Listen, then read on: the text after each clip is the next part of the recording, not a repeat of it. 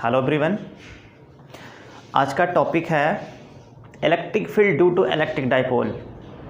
Dear student, आज मैं आपको बताने वाला हूँ इलेक्ट्रिक डाइपोल की वजह से इलेक्ट्रिक फील्ड हम कैसे फाइंड करते हैं। एक्सियल पे इलेक्ट्रिक फील्ड क्या होगा, इक्वेटोरियल पे इलेक्ट्रिक फील्ड क्या होगा, जनरल पॉइंट पे इलेक्ट्रिक फील्ड क्या होगा, आज हम सब बताने वाले हैं। मैंने इसके पहले इलेक्ट्रिक डाइपोल फुल कंसेप्ट का वीडियो बना रखा है, उसमें मैंने बहुत सारे क्वेश्चन किए हैं, काफ़ी हाई लेवल के क्वेश्चन किए हैं। तो आपसे रिक्वेस्ट, आप लोग प्लीज़ उस वीडियो को टिल द एंड वॉच करिए और अपने कंसेप्ट को परफेक्ट बनाइए। आज का टॉपिक जस्ट उसी के आगे है। उसी डाइपोल की वजह से हमको बताना है इलेक्ट्रिक फील्ड की वैल्यू क्या होगी। हम 3 पॉइंट पे इलेक्ट्रिक फील्ड फाइंड करेंगे, axial point, equatorial point and general point. तो सबसे पहले हम आपको बताना चाहेंगे कि एक्सियल पॉइंट पे इलेक्ट्रिक फील्ड की वैल्यू क्या होगी। बहुत इंपॉर्टेंट है आपके लिए, very important topic for you. तो सबसे पहले मैं आपको बताना चाहूँगा कि जो ये एक्सियल पॉइंट है, first axial point, second equatorial point and third general point. सबसे पहले एक्सियल पॉइंट पे इलेक्ट्रिक फील्ड की वैल्यू क्या होगी। तो सबसे पहले हम सपोज करते हैं डाइपोल, कि हमारे पास एक डाइपोल है कुछ इस तरीके से।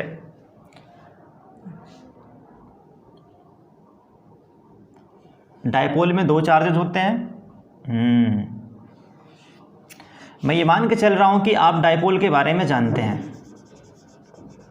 डाइपोल एक ऐसा अरेंजमेंट है जिसमें 2 चार्जेस होते हैं, दोनों चार्ज मैग्नीट्यूड में इक्वल बट साइन में अपोजिट होते हैं, और इसके बीच का सेपरेशन हम 2a या फिर 2l कंसीडर करते हैं, जिससे हमको कैलकुलेशन करने में आसानी हो। तो मैंने सपोज किया जो पहला वाला चार्ज है ये है -q, और जो दूसरा वाला चार्ज है ये है +q। ये रखा हुआ है पॉइंट A पे और ये रखा हुआ है पॉइंट B पे, और इसके बीच का जो सेपरेशन है ये मैंने कंसीडर किया, दिस इज 2l, ये डिस्टेंस 2l है।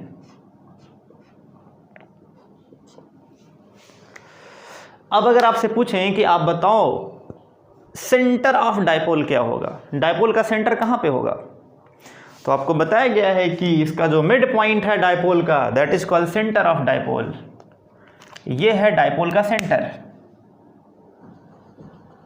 जिसको मैंने C सपोज कर लिया। अब अगर ये डाइपोल का सेंटर है, यहाँ पे कहीं बनाते हैं, ये सेंटर होगा मिड पॉइंट। अगर ये डाइपोल का सेंटर है तो आपको बताना है कि इस सिस्टम की वजह से, इस डाइपोल की वजह से इलेक्ट्रिक फील्ड की वैल्यू क्या होगी। कहाँ पर निकालना है, एक्सियल पॉइंट। तो सबसे पहले मैं आपको ये बताना चाहूँगा कि जैसे अगर आपके पास कोई एक सिंगल चार्ज है इस तरीके से, तो इसकी इनफाइनाइट एक्सिस होती हैं, ऐसे बहुत सारी एक्सिस इसकी होंगी, इनफाइनाइट एक्सिस होंगी। ऐसे अगर -q चार्ज है तो इसकी भी इनफाइनाइट एक्सिस होंगी, बहुत सारी एक्सिस हैं। बट अगर इस प्रकार से चार्ज रखे गए हैं तो इस केस में सिर्फ इसकी एक ही एक्सिस पॉसिबल है, only one axis is possible in this case, और उसी एक्सिस को हम कहते हैं एक्सियल एक्सिस। कहने का मतलब ऐसी एक्सिस जो दोनों चार्ज के सेंटर से क्रॉस करे। जैसे अगर आपने ये डाइपोल सपोज किया और अगर आपने इस मार्कर के अंदर से एक वायर निकाल दिया इसके बिल्कुल सेंटर से, तब वो वायर एक्सिस कहलाएगा। किसका, इस मार्कर का। कहने का मतलब अगर हम एक्सिस की बात करें तो आप इस लाइन को ऐसे एक्सीड करोगे सीधे, और इस वाले लाइन को भी आप एक्सीड करोगे। This is called axis of electric dipole. ये एक्सिस हो गया। अब आपको इसी एक्सिस पे कोई एक पॉइंट चूज करना है और उसी पॉइंट पे आपको बताना है कि इलेक्ट्रिक फील्ड की वैल्यू क्या होगी। तो मैंने मान लिया कि जो ये पॉइंट C है, इस पॉइंट से R डिस्टेंस पे r डिस्टेंस पे एक पॉइंट P है, यहाँ मैंने मान लिया एक पॉइंट P है जहाँ पे इलेक्ट्रिक फील्ड फाइंड करना है। कहने का मतलब इस एक्सिस पे एक पॉइंट P मैंने सपोज कर लिया, ये पॉइंट P इस डायपोल के मिड पॉइंट से r सेपरेशन पे है जहाँ पे हमको इलेक्ट्रिक फील्ड फाइंड आउट करनी है। अब डियर स्टूडेंट, आपसे मेरा क्वेश्चन है, आप बताओ अगर आपको यहाँ पे इलेक्ट्रिक फील्ड निकालना है तो सबसे पहले आप क्या करेंगे, देखेंगे इस सिस्टम में कितने चार्जेज हैं, फिर आप क्या करेंगे, उसके बाद उस चार्ज की वजह से पहले आप यहाँ पे इलेक्ट्रिक फील्ड फाइंड करेंगे। आपको पता है कि इलेक्ट्रिक फील्ड पॉइंट चार्ज की वजह से क्या होता है, electric field due two point charge, तो E=KQ/r², ये होता है फॉर्मूला। या आप इसको आप ऐसे लिखते हैं 1/4 या Q/4πε0 ये फॉर्मूला होता है किसी सिंगल चार्ज की वजह से इलेक्ट्रिक फील्ड। आप जानते हो या पढ़ चुके हो। अब आपको यहाँ पे चाहिए इलेक्ट्रिक फील्ड, तो सबसे पहले आप क्या करोगे, देखोगे यहाँ पे कितने चार्जेस हैं, एक +Q एक -Q। सबसे पहले आप निकालोगे ये +Q यहाँ पे कितना इलेक्ट्रिक फील्ड क्रिएट करेगा, फिर इसके बाद ये -Q यहाँ पे कितना इलेक्ट्रिक फील्ड क्रिएट करेगा, क्योंकि आपको बताया गया है जितने चार्ज उतने फील्ड, जितने चार्ज उतने फील्ड। 2 चार्ज है तो यहाँ पे 2 फील्ड होगा। सबसे पहला वाला फील्ड हम बात करते हैं, इस +Q चार्ज की वजह से यहाँ पे फील्ड कितना होगा, तो डियर स्टूडेंट मैग्नीट्यूड चार्ज का खुद इक्वल है, बट ये डिस्टेंस यहाँ पे कम है। जिसका डिस्टेंस कम उसका फील्ड ज़्यादा, जिसका डिस्टेंस ज़्यादा उसका फील्ड कम। इसका मतलब अगर इस चार्ज के पास में ये पॉइंट है तो जो ये चार्ज यहाँ पे फील्ड क्रिएट करेगा उसका मान ज़्यादा होगा।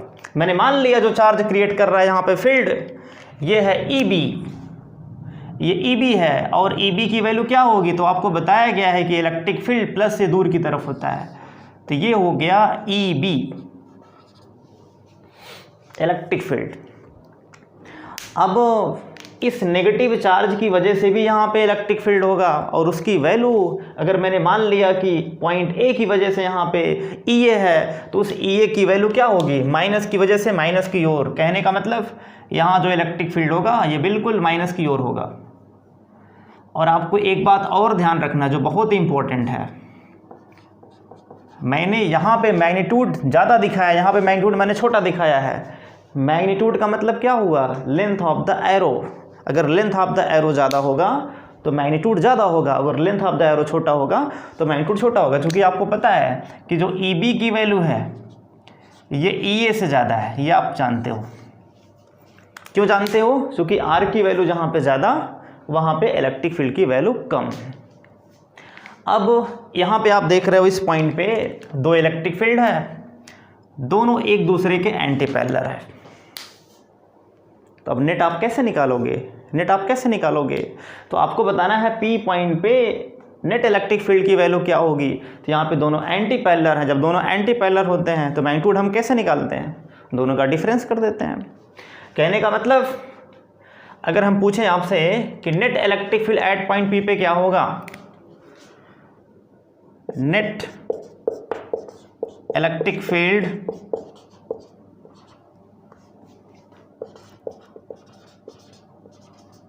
एट पॉइंट P इज कितना होगा, सोच के बताओ। तो आप लिखेंगे E, अगर मैंने इसको मान लिया तो E की वैल्यू कितना होगा, किसकी वैल्यू ज़्यादा है, तो आप कहेंगे B का मान ज़्यादा है। तो यहाँ पे हम सपोज करेंगे मैग्नीट्यूड, पहले मैग्नीट्यूड फिर डायरेक्शन निकालेंगे।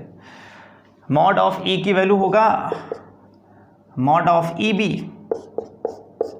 माइनस मॉड ऑफ EA, ये हो जाएगा mod of EB minus mod of EA। I hope आप ये जानते होंगे, या फिर आप ऐसे कर सकते हो, यहाँ फॉर्मूला अप्लाई कर सकते हो, R equal to √P² + Q² minus 2PQ cos 180। तो आप सॉल्व करोगे तो ये रिजल्ट आपको मिलेगा, EB माइनस EA मिलेगा। अब यहाँ पे आपको EB की वैल्यू पुट करनी है, तो ध्यान रहे अगर आपको EB का मान चाहिए तो उस केस में इलेक्ट्रिक फील्ड Q और R पे डिपेंड करता है। क्यों तो आपको पता है, बट आपको आर नहीं पता है। तो अगर आपसे पूछें कि बताओ यहाँ से डिस्टेंस यहाँ तक की क्या होगी, तो ये डिस्टेंस पूरा आर है, ये डिस्टेंस एल है, तो ये डिस्टेंस कितना हुआ, R minus L, means R में से एल को माइनस करना पड़ेगा। ऐसे अगर पूछें कि माइनस क्यू चार्ज से सेपरेशन यहाँ तक की क्या होगी, तो ये डिस्टेंस आर है, ये डिस्टेंस एल है, तो इसका मतलब पूरा डिस्टेंस कितना हो जाएगा, आर प्लस एल। ये पूरा डिस्टेंस जो होगा इसको हम बोलेंगे आर प्लस एल। एक बार एल जुड़ रहा है और एक बार एल घट रहा है, इसको हम एल बोलते हैं, जो कि मिड पॉइंट है ये। ऐसे ये भी एल होगा, मिड पॉइंट है। डियर स्टूडेंट, अब अगर आपसे पूछें कि आप बताओ ई बी की वैल्यू क्या होगी, तो आप कहेंगे ई बी का मान कितना बोलेंगे आप, 1/4 पाई एप्सिलॉन नॉट क्यू। अब डिस्टेंस कितना है, आर माइनस एल, तो इसको लिखेंगे हम क्यू आर माइनस एल का स्क्वायर, माइनस यहाँ वेक्टर भी लगा सकते हैं या ऐसे रहने दो, कोई दिक्कत नहीं है, आर माइनस एल का whole square minus 1/4 pi epsilon not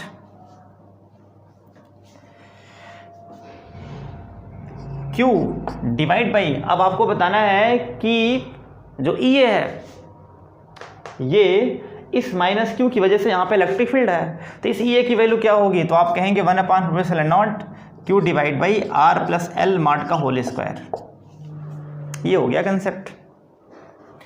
अब आपके दिमाग में ये आ रहा होगा कि सर यहाँ पे नेगेटिव है तो यहाँ पे नेगेटिव क्यों नहीं आया, तो मैंने आपको बताया है कि जो नेगेटिव साइन होता है ये डायरेक्शन ऑफ फोर्स को रिप्रेजेंट करता है, इसका मतलब यहाँ पे नेगेटिव नहीं आएगा। तो ये हो गया ई नेट की वैल्यू। इसको हम और सिंप्लीफाई कर सकते हैं, कैसे करेंगे सिंप्लीफाई, तो यहाँ पे लिखेंगे कॉमन क्या कर सकते हैं, Q divide by 4 pi epsilon naught, और यहाँ पे क्या बचेगा 1/r माइनस एल का स्क्वायर, मॉड का स्क्वायर मीन्स ब्रैकेट का स्क्वायर होता है, divide by 1/r plus L का स्क्वायर। ये इसी को सिंप्लीफाई करना है, कैसे करेंगे सिंप्लीफाई, तो यहाँ लिखेंगे q divide by 4 pi epsilon not. अब पूरी मैथमेटिक्स स्टार्ट हो गई, फिजिक्स यहाँ पे ख़त्म है। क्रॉस मल्टीप्लाई करेंगे तो r प्लस एल का whole square minus r minus L का whole square divide by r minus L का square within bracket r plus L का स्क्वायर। ये हो गया। अब इसको सॉल्व करना है, तो यहाँ पे आप करेंगे मॉड ऑफ ई की वैल्यू कितनी आएगी, Q divide by 4 pi epsilon naught. इसको कॉमन किया, इसको ओपन करेंगे R square plus L square plus 2RL। आपने ए प्लस बी का होल स्क्वायर फॉर्मूला अप्लाई किया, फिर अगेन करेंगे तो हो जाएगा R square plus L square minus 2RL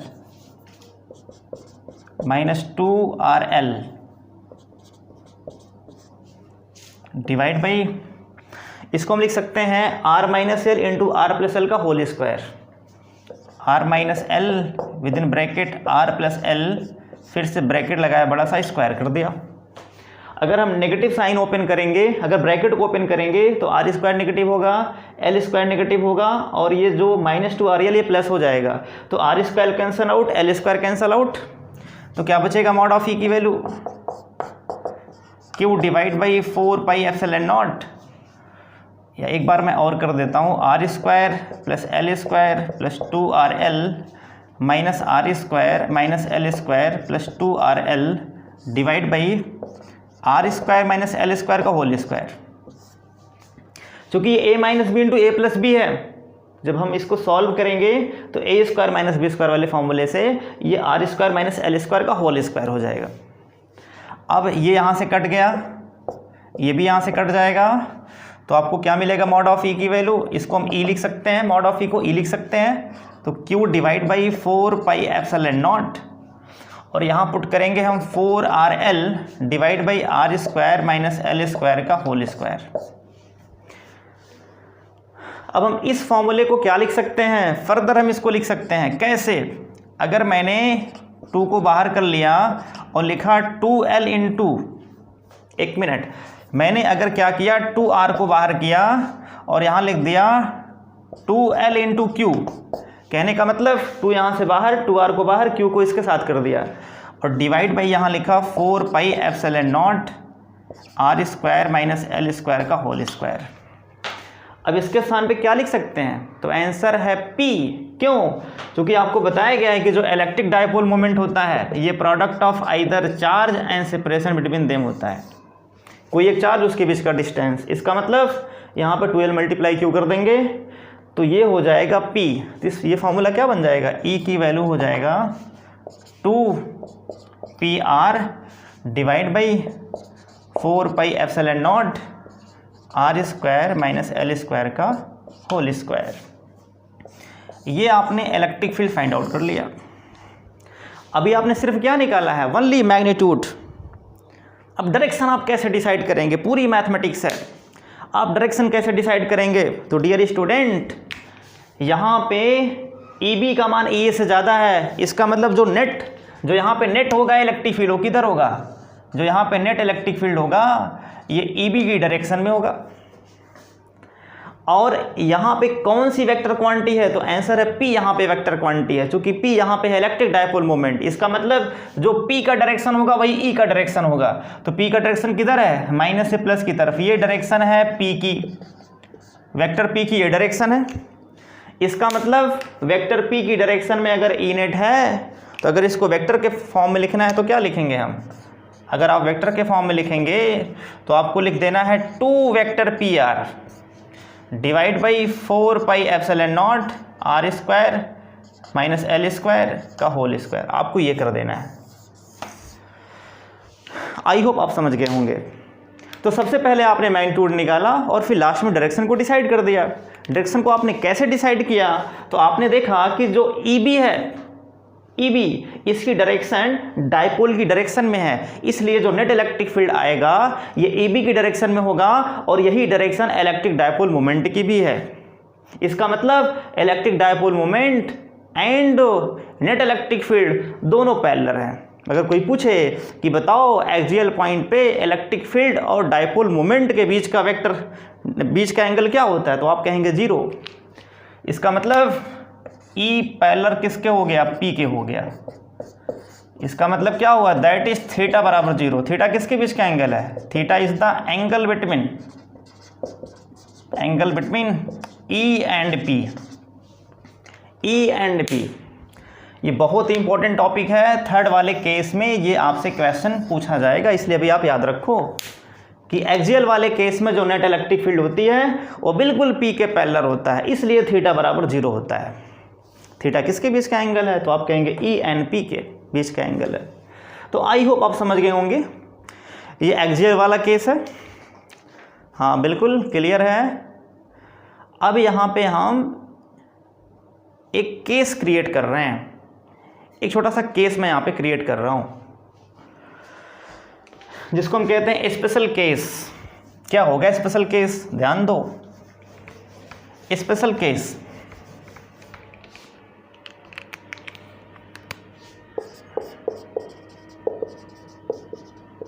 case अगर मैंने मान लिया कि जिस पॉइंट पे मैंने इलेक्ट्रिक फील्ड निकाल रखा है, अगर ये पॉइंट इस डायपोल लेंथ के कंपेयर में बहुत दूर है, इसका मतलब अगर मैंने सपोज किया इफ जो R की वैल्यू है ये L से बहुत ज़्यादा है, ये L से बहुत ज़्यादा है, तो उस केस में क्या होगा, देन अगर आप इसका स्क्वायर करेंगे तो ये L स्क्वायर से और बड़ा हो जाएगा R स्क्वायर।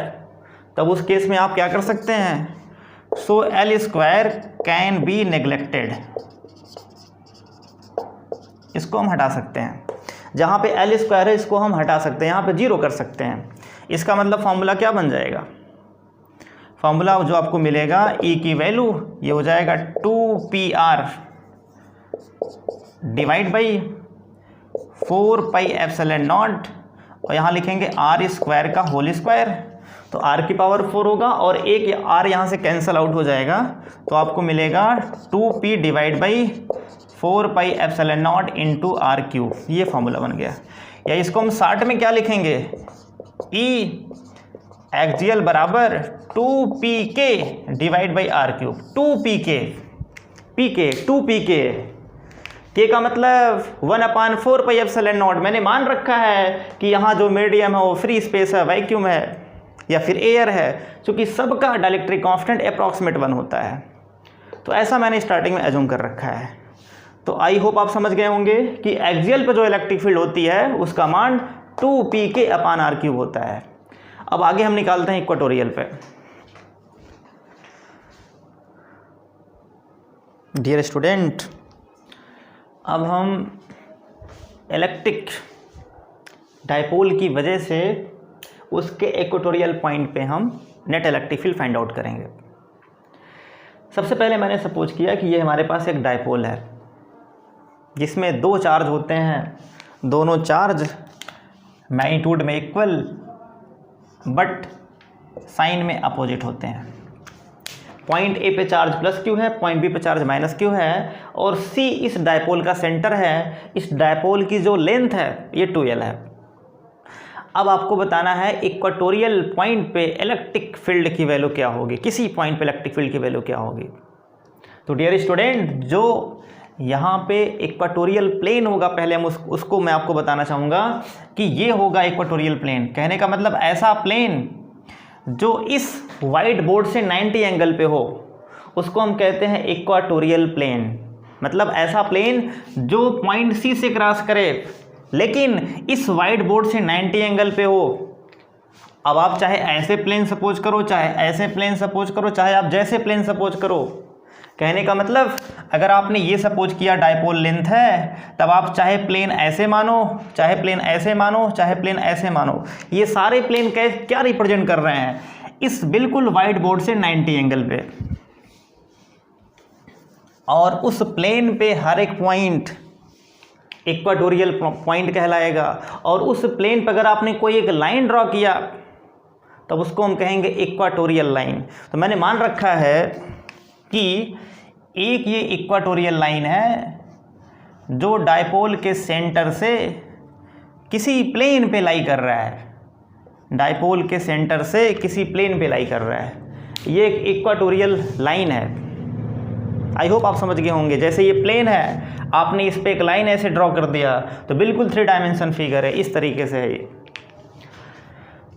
अब अगर ये प्लेन है, इक्वेटोरियल प्लेन है डियर स्टूडेंट, तो आपको बताना है इस प्लेन पे किसी पॉइंट पे, मान लिया मैंने यहाँ पे कोई एक पॉइंट है जो C से R सेपरेशन पे है, जो C से R सेपरेशन पे है, इस पॉइंट P पे इलेक्ट्रिक फील्ड की वैल्यू क्या होगी ये आपको फाइंड करना है। कहने का मतलब इस डाइपोल के मिड पॉइंट से R सेपरेशन पे आपको इलेक्ट्रिक फील्ड इक्वेटोरियल प्लेन पे फाइंड करना है। तो मैंने मान लिया इक्वेटोरियल प्लेन पे कोई एक लाइन है जो इक्वेटोरियल लाइन है, उस पे कोई एक पॉइंट है जहां पे हमको इलेक्ट्रिक फील्ड निकालनी है। अब डियर स्टूडेंट क्या करेंगे आप, वही सेम कंसेप्ट जैसे आपने इसके पहले किया था। वहां पे तो आपने बड़ी आसानी से कर दिया EB माइनस EA, चूँकि 180 एंगल था, तो आप जब नेट निकालेंगे तो फाइनली EB माइनस EA आपको मिलेगा। बट यहाँ पे तो ऐसा है नहीं, यहाँ पे चार्ज यहाँ पे है और यहाँ पे चार्ज यहाँ पे है। तो कहने का मतलब आपको यहाँ से पहले अगर यहाँ पे इलेक्ट्रिक फील्ड निकालना है तो यहाँ तक की डिस्टेंस आपको चाहिए, यहाँ से यहाँ तक की डिस्टेंस आपको चाहिए। क्योंकि आपको पता है किसी चार्ज की वजह से जो इलेक्ट्रिक फील्ड होता है वो कितना होता है, KQ/R²। ये होता है Q/R²। 2 चीज़ें आपको चाहिए इलेक्ट्रिक फील्ड निकालने के लिए, charge and separation. Charge given है बट सेपरेशन यहाँ से गिवन नहीं है। तो सबसे पहले हम सेपरेशन निकालेंगे। सेपरेशन निकालने के लिए इसको हम यहाँ से मिलाएंगे, ये मैंने मिला दिया, इसको यहाँ से मिलाएंगे, यूँ मिलाया ऐसे। और अगर पूछें कि बताओ ये डिस्टेंस कितना होगा, तो अगर ये एंगल 90 है तो फ्रॉम ट्रायंगल APC में यूज करेंगे पाइथागोरस थ्योरम। और मैंने मान लिया कि ये डिस्टेंस x अगर है तो इस x की वैल्यू क्या होगी, तो आप कहेंगे from triangle from triangle ACP, इसमें जो AP होगा ये हो जाएगा अंडर रूट AC का स्क्वायर और माइनस या प्लस PC का स्क्वायर, ये वैल्यू।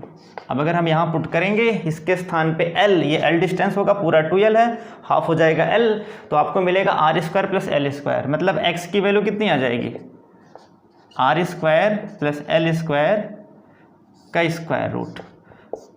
ये आपने X की वैल्यू फाइंड आउट कर लिया। दूसरी बात, अगर आपसे पूछें कि इस प्लस Q चार्ज की वजह से यहाँ पे इलेक्ट्रिक फील्ड किधर होगा, तो इलेक्ट्रिक फील्ड हमेशा along A line of joining होता है और प्लस से दूर की तरफ। इसका मतलब यहाँ जो इलेक्ट्रिक फील्ड होगा कुछ इस तरीके से होगा, ये ऐसे इलेक्ट्रिक फील्ड होगा प्लस से दूर की तरफ, यूँ ऐसे, लाइन सीधी नहीं जा रही है, ये ऐसे होगा प्लस से दूर की तरफ, ये इलेक्ट्रिक फील्ड है। इसको मैंने मान लिया कि ये इलेक्ट्रिक फील्ड है ए की वजह से, तो ये है। अब आपने प्लस क्यू की वजह से यहाँ पे इलेक्ट्रिक फील्ड फाइंड आउट कर लिया ये। अब आपको बताना है कि माइनस क्यू की वजह से यहाँ पे इलेक्ट्रिक फील्ड क्या होगी। फिर से वही कंसेप्ट, इसको यहाँ से मिलाएंगे हम, इसको यहाँ से मिलाएंगे, यूँ मिला दिया, और ये डिस्टेंस फिर से x, ये डिस्टेंस सेम आएगा क्योंकि r और l की वैल्यू सेम है, तो डिस्टेंस सेम होगा, और इसकी वैल्यू क्या होगी, तो square root R square plus L square. ध्यान रहे इस माइनस क्यू की वजह से यहाँ जो इलेक्ट्रिक फील्ड होगा वो किधर होगा, तो माइनस वाले चार्ज की वजह से माइनस की ओर होता है, जिधर फोर्स उधर फील्ड। इसका मतलब यहाँ जो हम सपोज करेंगे इलेक्ट्रिक फील्ड ये किधर होगा डियर स्टूडेंट, तो आप कहेंगे ये इलेक्ट्रिक फील्ड बिल्कुल इसी डायरेक्शन में आएगा, ऐसे। ये मैंने मान लिया ये इलेक्ट्रिक फील्ड है EB इलेक्ट्रिक फील्ड है ये। दिमाग लगाओ। अब यहाँ पे दो इलेक्ट्रिक फील्ड है, अब आपको नेट इलेक्ट्रिक फील्ड बताना है क्या होगी। अगर आपने मान लिया कि ये एंगल थीटा है, मतलब थीटा एंगल पे अगर ये इलेक्ट्रिक फील्ड जो ये है, जो डाइपोल लेंथ है, इससे थीटा एंगल पे है। अब अगर हम यहाँ पे एक लाइन ड्रॉ करें, बिल्कुल इसके पैरेलल, अगर हम यहाँ पे एक लाइन ड्रॉ करें इसके पैरेलल, ये मैंने ड्रॉ कर दिया, बिल्कुल इस डाइपोल लेंथ के पैरेलल ये लाइन है, तो आप बताओ अगर ये एंगल थीटा है तो ये एंगल कितना होगा, तो आप कहेंगे ये एंगल भी थीटा होगा, इसमें कोई डाउट वाली बात नहीं है।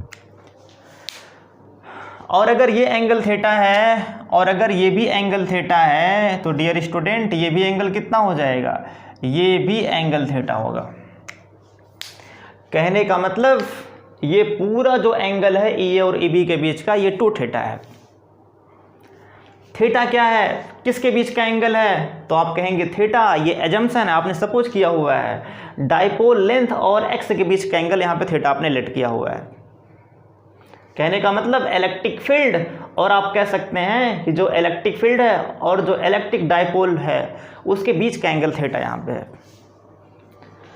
अब अगर आपसे पूछें कि बताओ नेट इलेक्ट्रिक फील्ड यहाँ पे कितनी आएगी, थीटा को भी हम एलिमिनेट कर देंगे लास्ट में, ये अननोन क्वांटिटी थीटा है। अब अगर पूछें कि बताओ इस पॉइंट पे नेट इलेक्ट्रिक फील्ड की वैल्यू क्या होगी, तो आपके पास एक फॉर्मूला है। सबसे पहले आप निकालते हैं मैग्नीट्यूड, फिर आप निकालते हैं डायरेक्शन। चाहे आप ये फार्मूला अप्लाई करो या फिर हम कंपोनेंट मेथड भी यहाँ पे यूज़ कर सकते हैं, काफ़ी अच्छा मेथड है, और आपको बताया भी गया है क्लास 11th में कि कैसे हम वेक्टर को कंपोनेंट में ब्रेक करते हैं। तो सबसे पहले अगर हम आपसे पूछें कि आप बताओ कि यहाँ पे जो कंपोनेंट होगा EA का, ये वर्टिकल में क्या होगा और हॉरिजॉन्टल में क्या होगा। मैंने एक लाइन यहाँ पे बढ़ा दिया, इसको सीधे आगे बढ़ा दिया। अब इसका 2 कंपोनेंट है, इधर जो कंपोनेंट आएगा ये क्या आएगा, तो एंगल के रिस्पेक्ट में हमेशा cos में होता है, इसका मतलब ये कंपोनेंट हो जाएगा EA cos थीटा। और इसका जो ये कंपोनेंट होगा इस डायरेक्शन में, अगेन ये कंपोनेंट हो जाएगा EB cos थीटा। क्लियर। अब इस EA का कंपोनेंट अलोंग y एक्सिस, अगर हम पूछें अलोंग y एक्सिस क्या होगा, तो आप कहोगे ये हो जाएगा EA sin थीटा। ऐसे पूछें एलॉन्ग माइनस वाई एक्सिस क्या होगा, तो आप कहोगे इस वाले का कंपोनेंट इधर, तो हो जाएगा ई बी साइन थीटा। कितनी इंपॉर्टेंट चीज़ है। अब एक बात और, अगर आपसे पूछें कि ई ए की वैल्यू और ई बी की वैल्यू क्या होगी, तो आप कहेंगे सेम होगा। क्यों? क्योंकि यहाँ पे चार्ज क्यू है, यहाँ पे चार्ज क्यू है, यहाँ पे डिस्टेंस एक्स है, यहाँ पे डिस्टेंस एक्स है। अगर क्यू और आर दोनों सेम हो जाएं तो इलेक्ट्रिक फील्ड सेम हो जाएगा। कहने का मतलब यहाँ बहुत इंपॉर्टेंट चीज़ है कि जो मॉड ऑफ ई ए है और जो मॉड ऑफ ई बी है, ये दोनों बराबर हैं। और इसकी वैल्यू क्या होगी, तो आप कहेंगे के क्यू, या मैं पूरी वैल्यू पुट कर दे रहा हूँ, 1/4 pi epsilon naught Q divide by X का मतलब R square plus L square का जब होल स्क्वायर करेंगे तो रूट का स्क्वायर करेंगे तो क्या होगा, रूट हट जाएगा, रूट हट जाएगा तो आपको ये मिलेगा। कहने का मतलब ई ए की वैल्यू और ई बी की वैल्यू कितनी है, 1/4 pi epsilon naught Q by R square plus L square है। बिल्कुल दोनों मैग्नीट्यूड में इक्वल है। इसका मतलब ई साइन थीटा और ई साइन थीटा हो जाएगा। अगर हम इसको ई सपोज कर लें तो हर जगह आप ई लिखोगे। इसका मतलब ई साइन थीटा और ई साइन थीटा कैंसल आउट, तो वर्टिकल कंपोनेंट तो गया काम से। वर्टिकल कंपोनेंट का कोई रोल यहाँ पे नहीं है, यहाँ पे सिर्फ हॉरिजॉन्टल कंपोनेंट का रोल है। हॉरिजॉन्टल का मतलब ये, अगर हम हॉरिजॉन्टल की बात करें तो यहाँ पे दो वेक्टर्स हैं या दो कंपोनेंट इलेक्ट्रिक फील्ड के हैं, ई ए कास और ई ए कास। अगर नेट की बात करेंगे तो ये हो जाएगा 2 ई ए कॉस थीटा। कहने का मतलब यहाँ लिखेंगे हम horizontal component cancel one another, horizontal component cancelled, so net electric field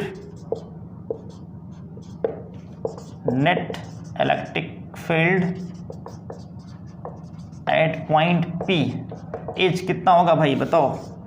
ये हो जाएगा कितना, फिदे फिदे E A cos theta plus E B cos theta, इसको हम लिखेंगे E A cos theta plus E B cos theta, जिसको हम बोलेंगे 2e कॉस थीटा। ये हो गया 2e कॉस थीटा।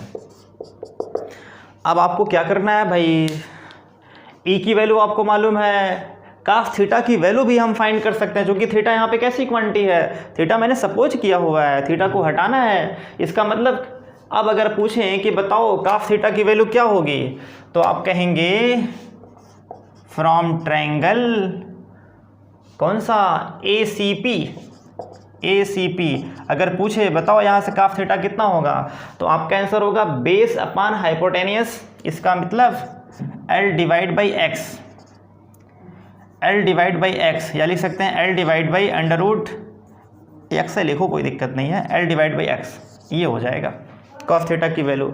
और एक्स के स्थान पे क्या पुट करेंगे, under root R square plus L square. इसका मतलब अगर हम यहाँ पे पुट करें मान, इसको हम ई नेट मान लेते हैं, जो कि ई ऑलरेडी सपोज कर रखे हैं, तो ई नेट की वैल्यू क्या हो जाएगी, तो 2 ई के स्थान पे क्या पुट करेंगे, ये मतलब 1/4 pi epsilon naught Q divide by R square plus L square, multiply इसके स्थान पे एल बाई एक्स, एक्स के स्थान पे under root R square plus L square, ये हो गया। अब यहाँ पे पावर हाफ, यहाँ पे पावर हाफ है, यहाँ पे पावर 1 है, और जब बेस सेम होता है तो पावर ऐड हो जाते हैं। इसका मतलब जो आपको ई नेट मिलेगा, इसको हम लिख सकते हैं 2QL divide by 4 pi epsilon naught, और यहाँ लिखेंगे R square plus L square का होल 3/2। 1 प्लस हाफ कितना होगा, 3/2, 1 प्लस हाफ 3/2। तो अब यहाँ पे डियर स्टूडेंट 2QL को हम क्या लिख सकते हैं, तो आंसर है इलेक्ट्रिक डायपोल मोमेंट। तो P बराबर होता है 2QL इलेक्ट्रिक डायपोल मोमेंट। तो ई नेट की वैल्यू क्या मिलेगी आपको, तो आंसर है P divide by 4 pi epsilon naught, और यहाँ पे R square plus L square की पावर 3/2। ये फॉर्मूला आपको मिल गया। ये क्या है, मैग्नीट्यूड। आपने सबसे पहले मैग्नीट्यूड निकाला हुआ है। अब हम बात करेंगे डायरेक्शन की, तो डायरेक्शन कैसे निकालेंगे, ध्यान दो। अगर आपसे पूछें कि आप यहाँ बताओ इलेक्ट्रिक डायपोल मोमेंट किधर होगा, तो आप कहेंगे इलेक्ट्रिक डायपोल मोमेंट इधर होगा। ये है डायरेक्शन इलेक्ट्रिक डायपोल मोमेंट की, माइनस से प्लस की तरफ। ये है P, वेक्टर P इधर है, और नेट इलेक्ट्रिक फील्ड किधर है, E नेट इधर आ रहा है, E नेट इधर आ रहा है। इसका मतलब अगर डायरेक्शन की बात करेंगे हम तो क्या लिखना पड़ेगा, माइनस वेक्टर P लिखना पड़ेगा। कहने का मतलब यहाँ जो P है ये बिल्कुल इलेक्ट्रिक फील्ड के एंटी पैरेलल है। तो अगर हम इन वेक्टर फॉर्म की बात करें, इन वेक्टर फॉर्म, तो आप क्या लिखेंगे, आप लिखेंगे E इक्वाटोरियल बराबर minus vector P divide by 4 pi epsilon naught, और यहाँ पे R square plus L square की पावर 3/2। एक बात कन्फर्म है कि यहाँ पे जो एंगल होगा, किसके बीच का एंगल, तो आप कहेंगे इलेक्ट्रिक फील्ड और इलेक्ट्रिक डायपोल मोमेंट के बीच का जो एंगल होगा ये माइनस कितना होगा, तो आप कहेंगे 180 डिग्री होगा। इसके पहले कितना था, 0, अब यहाँ पे कितना हो गया, 180 डिग्री। इसका मतलब जो E इक्वाटोरियल है ये क्या है, ये एंटी पैरेलल है, ये है एंटी पैरेलल। किसके एंटी पैरेलल है, ये anti parallel to vector P। That is अगर हम थीटा की बात करें तो आप कहोगे 180 डिग्री होगा, ये होगा। अगर वेक्टर फॉर्म में अगर आपको दिखे तो हमेशा क्या आना चाहिए, नेगेटिव साइन आना चाहिए, याद रहे हमेशा नेगेटिव आना चाहिए। और एक्सियल वाले केस में क्या आया था, पॉजिटिव आया था। This is very very important point. अब अगर आपसे पूछें कि आप बताओ स्पेशल केस इसका क्या होगा, स्पेशल केस इसका क्या होगा, बहुत सिंपल है, वही सेम कंसेप्ट। अगर आप मान लो कि जो R की वैल्यू है अगर ये L से ज़्यादा है तो उस केस में क्या होगा, R स्क्वायर की वैल्यू L स्क्वायर से और ज़्यादा होगा, सो L square can be neglected. इसको हटा देंगे, गैप कर देंगे, तो फार्मूला क्या बन जाएगा, मैग्नीट्यूड निकालते हैं हम, तो E की वैल्यू आपको मिलेगी, E इक्वाटोरियल कितना मिल जाएगा, तो P divide by 4 pi epsilon naught, और यहाँ पे L गायब हो गया तो R स्क्वायर का पावर 3/2। इसका मतलब R स्क्वायर का होल पावर 3/2, पावर में पावर का मल्टीप्लाई होता है तो 2 कैंसल आउट हो जाएगा। आपको यहाँ से मिलेगा E इक्वाटोरियल बराबर P अपान 4 pi epsilon naught into R3। या इसको हम और क्या लिख सकते हैं, इसको लिख सकते हैं PK अपान R3, PK अपान R3। इसके पहले क्या आया था, 2PK अपान R3। अगर पूछें दोनों में क्या रिलेशन है, दोनों में क्या रिलेशन है, अगर हम रिलेशन की बात करें तो आप क्या कहेंगे, रिलेशन की बात करें तो आप क्या कहेंगे, आप कहेंगे कि जो E एक्सियल है ये है 2PK अपान R3। इसका मतलब जहाँ पे PK अपान R3 वहाँ पर हम E इक्वाटोरियल लिख सकते हैं, तो ये हो जाएगा E इक्वाटोरियल इसके स्थान पे। तो आपको जो मिलेगा रिलेशन E एक्सियल बराबर 2 टाइम्स ऑफ E इक्वाटोरियल। इसका मतलब इलेक्ट्रिक फील्ड एक्सियल पे ज़्यादा होती है, इक्वाटोरियल पे कम होती है। आई होप आप समझ गए होंगे। तो ये बोर्ड एग्ज़ाम के लिए बहुत ज़्यादा इम्पोर्टेंट है, प्योर कंसेप्चुअल है। डियर स्टूडेंट, चीज़ों को अच्छे से समझने का प्रयास करो और वीडियो को जहाँ पे आपको कन्फ्यूजन क्रिएट हो वहाँ पे स्टॉप करके देखो, आपके सारे फंडे क्लियर हो जाएंगे।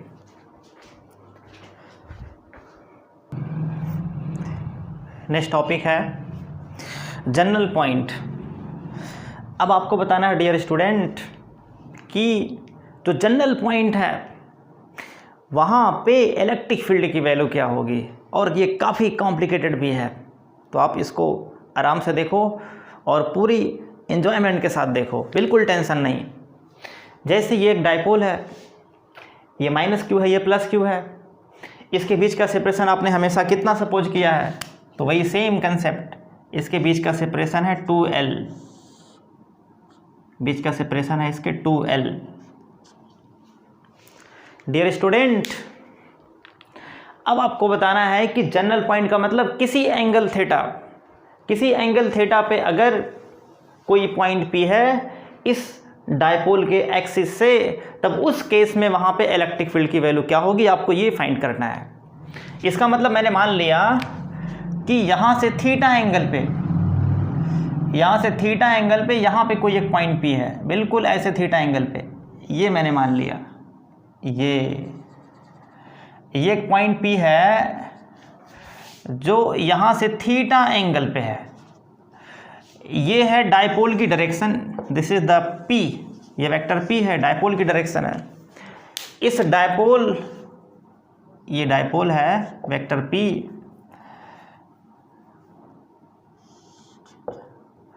और इस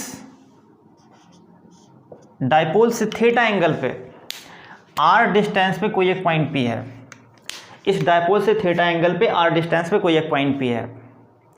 अब यहाँ पे आपको बताना है कि इलेक्ट्रिक फील्ड की वैल्यू क्या होगी, बहुत इंपॉर्टेंट पॉइंट है ये। डियर स्टूडेंट, अब सबसे पहले मेरा आपसे क्वेश्चन है कि अगर हम सपोज करें कि इस पॉइंट C से क्रॉस होने वाला प्लेन वो कैसे होगा, उसका नाम क्या होगा, तो उसका नाम है इक्वेटोरियल प्लेन। बहुत ही कॉम्प्लिकेटेड, इसलिए इसको समझना आराम से। अब अगर हम इस ऐसे मैंने प्लेन सपोज कर लिया तो आप कहोगे दिस इज इक्वेटोरियल प्लेन, ये बिल्कुल 90 एंगल पे है, इस एक्सियल एक्सिस से ये 90 एंगल पे है, 3 डायमेंशन फिगर 90 एंगल है, तो इसको हम क्या मान सकते हैं, ये बिल्कुल इस लाइन से 90 एंगल पे है, इसका मतलब ये इक्वेटोरियल प्लेन है। अगर हम यहाँ पे एक प्लेन ऐसे बनाएं और उस प्लेन पर अगर हम एक लाइन ड्रॉ करें इस तरीके से, कहाँ गया, ऐसे मैंने ड्रॉ कर दिया, यूं ऐसे, तो आप क्या कहोगे, आप कहोगे ये बिल्कुल लाइन इक्वेटोरियल लाइन है, इक्वेटोरियल लाइन है चूंकि इस प्लेन पे 90 एंगल पे है। अब अगर हम आपसे पूछें कि ये है वेक्टर P, इधर है P, इधर है P, चूंकि P हमेशा होता है माइनस से प्लस की तरफ, अगर ये P है तो इस P के 2 कंपोनेंट होंगे, एक R की डायरेक्शन में और दूसरा ये जो लाइन है इस लाइन पे, तो इस पे जो कंपोनेंट जाएगा P का, उसको मैंने मान लिया ये कंपोनेंट P का Px है। एक मिनट, इसको मैंने मान लिया कि जो ये कंपोनेंट है P का, ये कौन सा कंपोनेंट होगा आप सोच के बताओ, तो आंसर है ये कंपोनेंट जो होगा ये एक्सियल पे जा रहा है उसके, इसका मतलब ये हो जाएगा P cos थीटा, और जो ये कंपोनेंट है इस डायरेक्शन में इसको हम बोलेंगे P sin थीटा। ये पूरा एंगल 90 होगा, क्योंकि ये पूरा एंगल कितना है, ये पूरा एंगल जो है ये पूरा एंगल 90 है, ये पूरा एंगल π/2 है, ये पूरा एंगल π/2 है। कितनी इंपॉर्टेंट चीज़ है। इसका मतलब अब यहाँ जो इलेक्ट्रिक फील्ड होगा ये दोनों कंपोनेंट की वजह से होगा, P sin थीटा की वजह से और P cos थीटा की वजह से। P cos थीटा क्या है, इसके बिल्कुल एक्सियल पे जाएगा, इसका मतलब जो P cos थीटा होगा ये कहाँ पे जाएगा, ये इसके एक्सियल पे जाएगा। तो अगर हम इस लाइन को सीधे एक्सीड करें, अगर हम इस लाइन को सीधे एक्सीड करें, ये ऐसे मैं अगर आगे बढ़ाऊँ इसको, तो आप कहोगे यहाँ जो इलेक्ट्रिक फील्ड होगा ये हो जाएगा ER। ER का मतलब इस पॉइंट पे इलेक्ट्रिक फील्ड R और थीटा के फॉर्म में होंगे, मतलब इस पॉइंट पे जो आपको इलेक्ट्रिक फील्ड मिलेगा ये इस तरीके से मिलेगा, ये 2 फंक्शन होगा इलेक्ट्रिक फील्ड, R और थीटा का फंक्शन होगा, ये R और थीटा का फंक्शन होगा। क्यों, क्योंकि आपने थीटा एंगल यहाँ पे सपोज कर लिया, थीटा एंगल पे इलेक्ट्रिक फील्ड की वैल्यू क्या होगी, इसलिए ये R जो इलेक्ट्रिक फील्ड है ये किसका फंक्शन होता है, R and थीटा का फंक्शन होता है। मतलब इसमें R जो रेडियल कंपोनेंट है और थीटा एजिमुथल कंपोनेंट है, एंगल है ये। अगर ये इलेक्ट्रिक फील्ड है तो उस केस में बताओ ई थीटा किधर होगा, तो ई थीटा इससे 90 एंगल पे होगा, तो मैंने मान लिया कि ये ई थीटा का मतलब ये है, ई थीटा होगा इक्वाटोरियल हमेशा क्या होता है, इक्वाटोरियल हमेशा एक्सियल से 90 एंगल पे होता है, तो जो भी ई थीटा होगा ये बिल्कुल 90 एंगल पे होगा, ये पूरा एंगल 90 होगा, ये पूरा एंगल π/2 होगा। आई होप आप समझ गए होंगे। अब अगर हम पूछें आपसे कि बताओ नेट इलेक्ट्रिक फील्ड क्या होगी, तो आप कहेंगे जो नेट इलेक्ट्रिक फील्ड होगा ये बिल्कुल इन दोनों के बीच में कहीं पे आएगा, इन दोनों के बीच में कहीं ई नेट आएगा, और यही आपको ई नेट चाहिए। तो सबसे पहले हम क्या निकालते हैं, मैग्नीट्यूड, फिर क्या निकालते हैं, डायरेक्शन। तो वही कंसेप्ट, सबसे पहले निकालेंगे मैग्नीट्यूड। डियर स्टूडेंट, अगर पूछें कि यहाँ पे ई आर की वैल्यू क्या होगी, तो सोच के बताओ, ई आर का मतलब एक्सियल जो इलेक्ट्रिक फील्ड है उसकी वैल्यू क्या होगी। तो अभी आपने फॉर्मूला बनाया था 1/4πε0 2p/r³। सेम कंसेप्ट अप्लाई करेंगे, बट जहाँ p है वहाँ पे क्या कर देंगे हम, p cos थीटा। क्या कर देंगे हम, p cos थीटा। कहने का मतलब अगर पूछें मॉड ऑफ ई आर की वैल्यू क्या होगी, now mod of E R की वैल्यू क्या होगी, तो आप कहेंगे 1/4πε0 2p होता है, तो p के स्थान पे क्या पुट करेंगे हम, p cos थीटा, ये हो जाएगा /r³। ऐसा क्यों, क्योंकि जो फॉर्मूला है वो कितना है, 2p/4πε0 /r3। इसका मतलब जहाँ पे p था वहाँ पे क्या कर दिया आपने, आपने p को कर दिया p cos थीटा, ये कर दिया।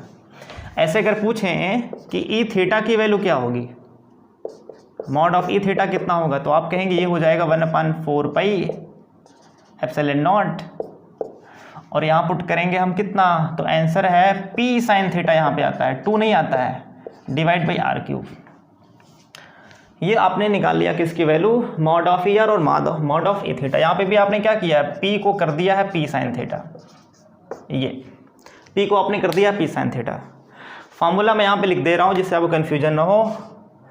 जो ई एक्सियल की वैल्यू है ये होता है 2p के /4πε0 × r³, और जो ई इक्वाटोरियल है ये होता है p, क्या लिख रहा हूँ, 2p ओनली होता है, ये होता है p /4πε0 × r³। अब जहाँ p है वहाँ पे कर देंगे p cos थीटा, और जहाँ p वहाँ कर देंगे p cos थीटा, बस और कुछ नहीं किया गया। अब आपको नेट निकालना है, तो नेट कैसे निकालेंगे, सेम कंसेप्ट। ई नेट के लिए फॉर्मूला क्या होगा भाई बताओ सोच के, तो √ लिखेंगे हम मॉड ऑफ ई आर का square plus mod of E theta का स्क्वायर और plus 2ER E theta into cos 90। cos 90 0 होता है, ये टर्म गायब हो जाएगा, सिर्फ क्या बचेगा, √ER का स्क्वायर और प्लस ई थीटा का स्क्वायर। अब ER के स्थान पे पुट कर दो, तो √ पूरी मैथमेटिक्स आ गई, फिजिक्स ख़त्म। यहाँ रखेंगे 1/4πε0 2p cos थीटा /r³ का होल स्क्वायर और plus 1/4πε0 p sin theta /r³ का होल स्क्वायर। ये इसमें से कॉमन क्या है, तो 1/4πε0 p /r³ पूरा कॉमन कर लेंगे, स्क्वायर है, कॉमन करेंगे स्क्वायर को, रूट लगा हुआ है तो स्क्वायर हट जाएगा, तो कितना आएगा, तो आंसर है p /4πε0 r³ बाहर किया और अंदर क्या बच गया, तो अंदर बचा2 cos थीटा का whole square plus sin theta का होल स्क्वायर। अब ये हो जाएगा 4 cos स्क्वायर थीटा और ये हो जाएगा sin स्क्वायर थीटा। इसका मतलब p /4πε0 इंटू r³ और इसको हम लिखेंगे √4 cos स्क्वायर थीटा और प्लस sin स्क्वायर थीटा। इसको हम और सिंप्लीफाई कर सकते हैं। अब पूछो कैसे, क्योंकि हम sin स्क्वायर क्या लिख सकते हैं, 1 - cos square theta. sin square theta होता है 1 - cos स्क्वायर थीटा। जब ये पुट करेंगे तब यहाँ पे एक cos कम हो जाएगा, तो क्या बचेगा, तो P divide by 4 pi epsilon naught into R cube square root 3 cos square theta plus 1, ये आ जाएगा। इसका मतलब ये हो गई ई नेट की वैल्यू। ये है किस पॉइंट पे, तो एट पॉइंट P पे है जो थीटा एंगल पे है, डायपोल की एक्सिस से थीटा एंगल पे है। ये डायपोल की एक्सिस वही होगी जो एक्सियल एक्सिस होगी। अब अगर पूछें कि डियर स्टूडेंट आप बताओ इस फॉर्मूले की हेल्प से एक्सियल पे इक्वेटोरियल पे कितना होगा इलेक्ट्रिक फील्ड, तो बड़ी आसानी से निकाल सकते हो। अगर हम पूछें कि एक्सियल पे कितना होगा इलेक्ट्रिक फील्ड, तो आपको पता है कि एक्सियल पे थीटा कितना होता है, 0। भाई इस थीटा को आप 0 कर दोगे तो ये घटाओगे थीटा को, तो एक समय ऐसा कि 0 आ जाएगा। 0 का मतलब कहाँ पे आएगा, ये डायपोल की एक्सिस पे आ जाएगा, उसी को हम बोलते हैं एक्सियल पॉइंट। तो अगर थीटा आपने 0 कर दिया तो ये टर्म हो गया 3 + 1 मतलब हो गया 4, और 4 का स्क्वायर रूट 2, तो कितना मिलेगा आपको ई की वैल्यू, वही same concept 2p divide by 4 pi epsilon naught into R cube. कितना अच्छा फॉर्मूला है ये। इस फॉर्मूले से आप दोनों को ड्राइव कर सकते हो, एक्सियल भी इक्वेटोरियल भी। देखो ये वाला सेम मिल गया कि नहीं मिल गया, दोनों सेम चीज़ें हैं। ऐसे अगर पूछें इक्वेटोरियल पे कितना होगा, इक्वेटोरियल पे थीटा 90 होता है। क्यों, आप इस एंगल को बढ़ाओगे और एक समय ऐसा है कितना हो जाएगा एंगल, 90 हो जाएगा ये। और जब 90 हो जाएगा तब उस केस में cos 90 0 होता है, फिर 1 बचेगा। इसका मतलब ई जो इक्वेटोरियल आएगा P divide by 4 pi epsilon naught into R cube आएगा। देखो ये तुम्हारे सामने है। अब हमको बात करना है डायरेक्शन। डायरेक्शन हम कैसे डिसाइड करते हैं, अभी अधूरा है, ये सिर्फ मैग्नीट्यूड निकाला हुआ है। डायरेक्शन कैसे निकालेंगे, तो सेम कंसेप्ट डायरेक्शन निकालने का है। अगर आपने मान लिया कि ई आर से डायरेक्शन अल्फा है, ई आर से डायरेक्शन अल्फा है, तब बताओ डायरेक्शन कैसे निकालेंगे। tan अल्फा की वैल्यू क्या होगी, आपको एक कंसेप्ट मैंने बताया था, याद करो। इस तरीके से ट्रायंगल वाला कैसे निकालते हैं। अगर आपने इसको मान लिया अल्फा है, एक मिनट, ये आपने अल्फा मान लिया है, और ये अगर थीटा है, और ये टर्म हमेशा होता है b, और ये होता है a, और इसको हम कहते हैं b cos थीटा। कहने का मतलब जो फॉर्मूला बनता है, अगर आपने इसको मान लिया q और इसको मान लिया p, तो हमेशा जिसके साथ अल्फ़ा होता है हमेशा वो कहाँ पे आता है, डिनोमिनेटर में आता है। इसका मतलब tan अल्फ़ा जिसके साथ अल्फ़ा है वो कहाँ पे आएगा, डिनोमिनेटर में आएगा। इसका मतलब हम लिखेंगे ई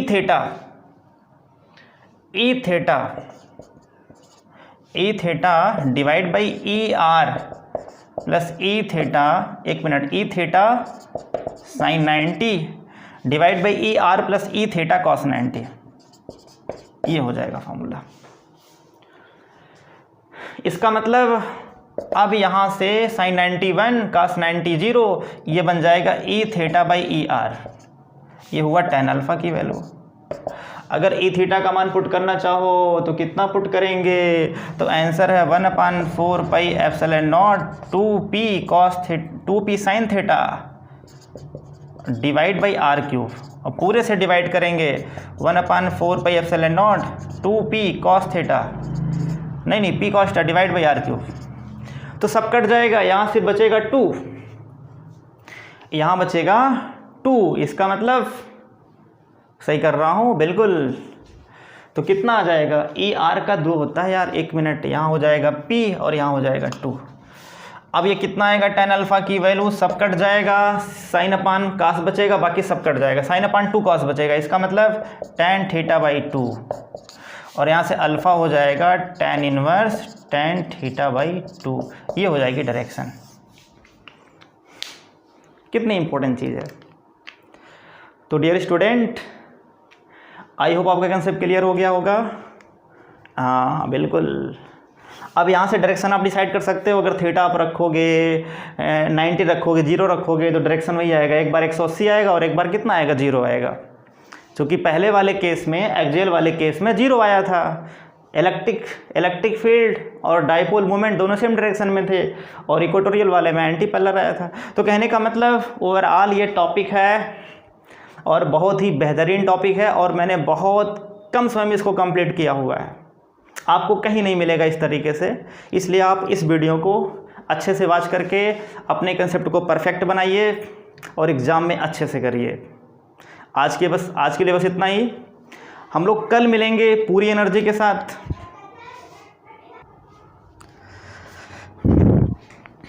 हेलो एवरीवन, डियर स्टूडेंट, मैंने बहुत बड़ा टॉपिक आज कंप्लीट किया हुआ है। एक्सियल पे, इक्वेटोरियल पे, जनरल पॉइंट पे, हर जगह मैंने इलेक्ट्रिक फील्ड को फाइंड कर दिया है। अब आप इस वीडियो को अच्छे से वॉच करिए, अपने कंसेप्ट को परफेक्ट बनाइए। यहाँ से बोर्ड एग्जाम में क्वेश्चन क्रिएट होता ही होता है। आज के लिए बस इतना ही, फिर मिलते हैं, बाय।